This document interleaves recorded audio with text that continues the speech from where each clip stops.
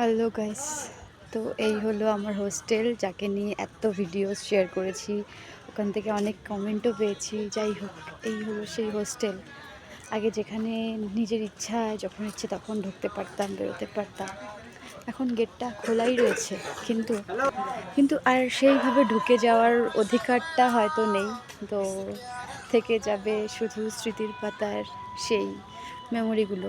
তো গেটটা খোলা, সবাই গার্ড মাসি সবাই চেনা, সবটাই নিজের লাগছে। এক একটা পা ফেলছি তাও মনে হচ্ছে যেন না, চোখ বন্ধ করে হাঁটলেও মনে হচ্ছে যে না, এটা তোমার চেনা রাস্তা, পা দিলেও পা মুচকাবে না, গর্তে ঢুকবে না, হোঁচট খাবো না। কিন্তু তবুও না, অনেকটা দিন পর এসে মনে হচ্ছে যে যে জিনিসটা কিছুদিন, 3 মাস আগেই নিজের ছিল, আজকে দরজাটা খোলা থাকলেও ওখানে ঢুকতে পারছি না। নিজের সেই রুমটা, সেখানে যেতে পারছি না।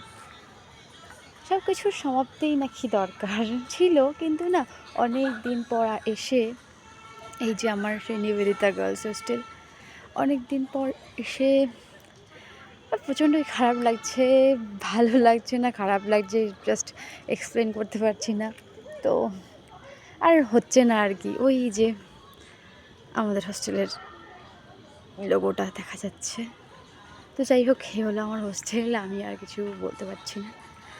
সত্যি তোমরা যারা যারা হোস্টেল লাইফে আছো, তোমরা খুব খুব খুব মজা করো। আর কয়েকটা মাস তোমরা এখানে আছো, 6টা মাস, 6টা মাস খুব মজা করো। হ্যাঁ, মানে প্রচুর প্রচুর মেমোরি নিজের সাথে করে নিয়ে যাও, অ্যাটলিস্ট আর কিছুই থাকবে না মেমোরিটুকু ছাড়া।